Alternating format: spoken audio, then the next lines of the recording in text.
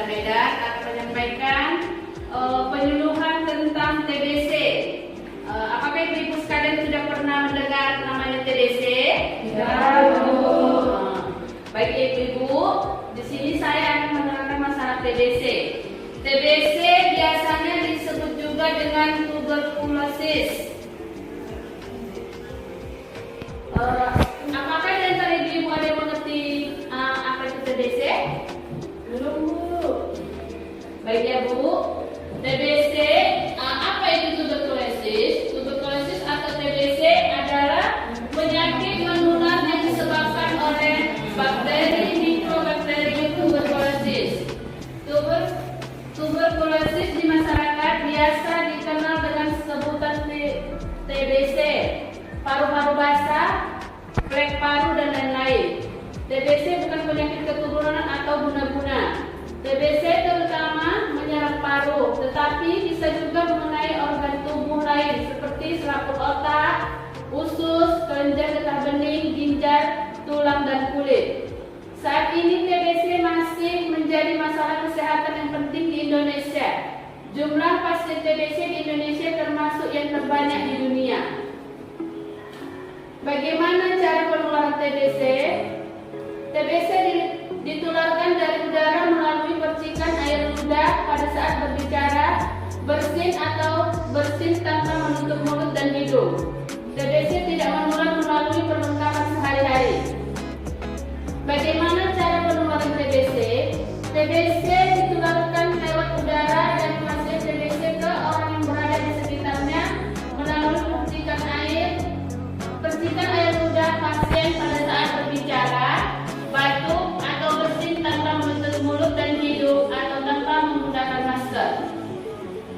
Jadi ibu-ibu, apabila ada sudah pasien yang TBC, sebaiknya kita anjurkan memakai masker. Baik, bakteri TBC dapat bertahan di udara selama beberapa jam, terutama di tempat yang lembab dan gelap. Bakteri TBC yang berada di udara tersebut dapat terhirup oleh orang yang berada di dekat pasien TBC. Bakteri TBC tidak menular melalui perlengkapan sehari-hari. Pasien TBC seperti peralatan makan, mandi, pakaian, serta alas dan peralatan tidur. Siapa saja yang perlu diberi obat pencegahan TBC?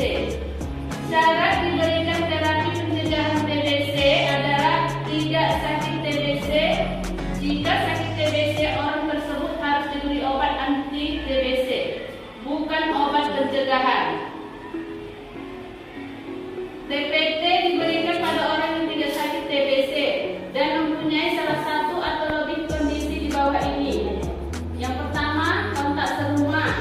Anak usia 0 sampai 14 tahun, remaja dan dewasa yang tinggal dengan pasien TBC terkonfirmasi bakteriologis. Orang dengan HIV, karena virus HIV yang kita ketahui adalah virus yang menyerang sistem kekebalan tubuh, sehingga ODHA mempunyai daya tahan tubuh yang lemah sehingga berisiko tinggi tertular TBC. Orang dengan faktor risiko seperti pasien yang menjalani pengobatan kanker, pasien yang mendapat perawatan dialisis, pasien yang sedang persiapan transplantasi organ, warga binaan pemasyarakatan atau WBP, petugas kesehatan yang berisiko tinggi, yaitu dokter, perawat, dan petugas kesehatan lainnya yang bertugas di polis TBC, sekolah berasrama, tempat pengungsian, pekerjaan pertambangan tertutup, dan lain-lain. Apa yang terjadi kalau seseorang kontak erat dengan pasien TBC paru? Orang yang kontak erat dengan pasien TBC berisiko untuk menghirup bakteri TBC ada 3 kemungkinan. Yang pertama, jika daya tahan baik, bakteri yang masuk tubuh dapat dihilangkan oleh sistem kekebalan tubuh, sehingga orang tersebut tidak sakit TBC. Kedua, kemungkinan kedua bisa terjadi kondisi yang disebut infeksi laten TBC. Dalam kondisi ini, bakteri TBC masuk ke dalam tubuh, tetapi dipagari oleh sistem kekebalan tubuh. Bakteri tersebut dalam kondisi tidur, sehingga bakteri tersebut Jika daya tahan tubuh tidak baik, bakteri TBC akan menimbulkan sakit TBC. Orang dengan infeksi laten tidak mempunyai gejala sakit TBC dan tidak menularkan penyakit. Tetapi bakteri yang ada di dalam tubuhnya sewaktu-waktu bisa menjadi aktif dan menimbulkan sakit TBC. Bakteri bisa aktif atau terbangun jika kondisi kekebalan tubuh anak turun. Oleh karena itu, orang dengan infeksi laten TBC harus minum obat pencegahan TBC. Jadi, ibu-ibu apabila ada pasien sudah positif penyakit TBC, jadi harus dianjurkan periksa ke tempat misalnya ada puskesmas. Ibu itu harus dianjurkan ke puskesmas. Jadi untuk lebih lanjutnya, cara memberikan obat TBC itu akan disampaikan oleh rekan saya, Wahyu Agustin. Kami persilakan. Ibu, assalamualaikum warahmatullahi wabarakatuh. Saya di sini bernama Wahyu Agustina akan menjelaskan cara meminum obat TBC. Ini ada dua kategori obat TBC. Sebenarnya sama ya obatnya. Cuman kalau yang ini khusus untuk yang sakit DM, sakit gula ya. Kalau yang ini untuk yang normal-normal aja. Cara minum obat kita ada dua tahap, yaitu yang merah dan yang kuning. Yang ini pengobatan selama 2 bulan dan yang ini selama 4 bulan. Cara minum obat TBC ini berdasarkan dari berat badan. Kalau kita dari berat badan yang 48, 3 kali minum di pagi hari sebelum makan selama 2 bulan. Tapi kalau yang kuning itu seminggu 3 kali. Tapi cara minumnya juga sama, 3 butir per hari setiap hari. Tapi kalau untuk yang sakit gula itu minum obat harus setiap hari, nggak ada seminggu 3 kali untuk tahap yang kedua. Dari sini aja yang saya sampaikan. Siapa tahu ada mau dari ibu-ibu yang mau bertanya. Baiklah, ibu-ibu sekalian, tadi sudah diterangkan masalah cara meminum obat TBC. Jadi apabila ada tetangga ibu atau saudara-saudara ibu yang positif TBC, segera anjurkan periksa ke fasilitas kesehatan yang terdekat. Jadi sampai sinilah penyajian saya tentang TBC. Kurang lebihnya saya mohon maaf dan akan saya kembalikan kepada moderator. Oke, terima kasih kepada teman-teman Polija dan Wahyu Agustina. Baik ibu, ada yang bertanya, kami persilakan 3 pertanyaan ya ibu.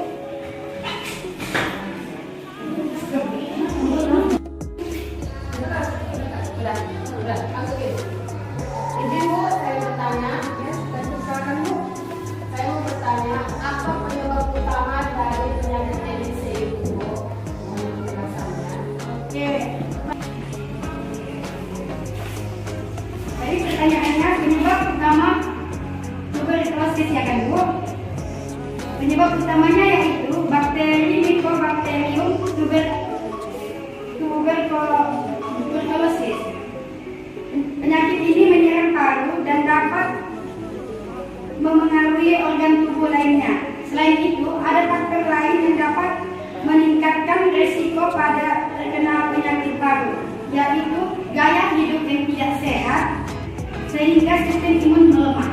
Seperti itu ya bu. Oke, intinya bakteri ya ibu. Yang kedua ada yang bertanya lagi?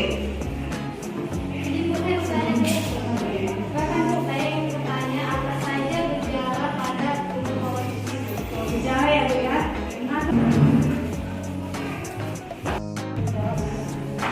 Baiklah, saya mencoba menjawab pertanyaan dari ibu. Apa itu gejala TB? Gejala TB itu seperti batuk berkepanjangan, nyeri dada, sesak napas, itu tanda TB. Lalu demam, meriang, berat badan menurun, badan lemas, itu tanda TB. Oke,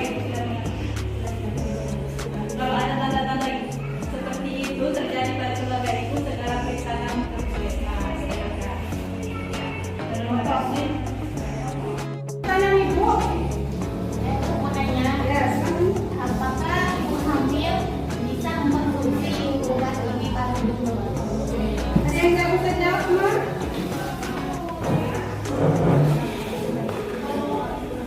Oke, baik Ibu, saya akan menjawab pertanyaan Ibu. Tadi pertanyaannya, apakah Ibu hamil bisa mengkonsumsi obat anti paru? Jadi jawabannya di sini boleh, ya. Tapi dengan catatan usia 7 bulan ke atas. Dan itu hanya bisa diperkenankan diberikan oleh dokter spesialis. Itu Ibu. Bagaimana Ibu? Jawaban bisa diterima? Oke. Ya, apa itu Kak? Kalau misalnya kita lupa minum obatnya gimana? Oke, kalau lupa ya Kak ya. Ada teman kami Yus bisa jawab?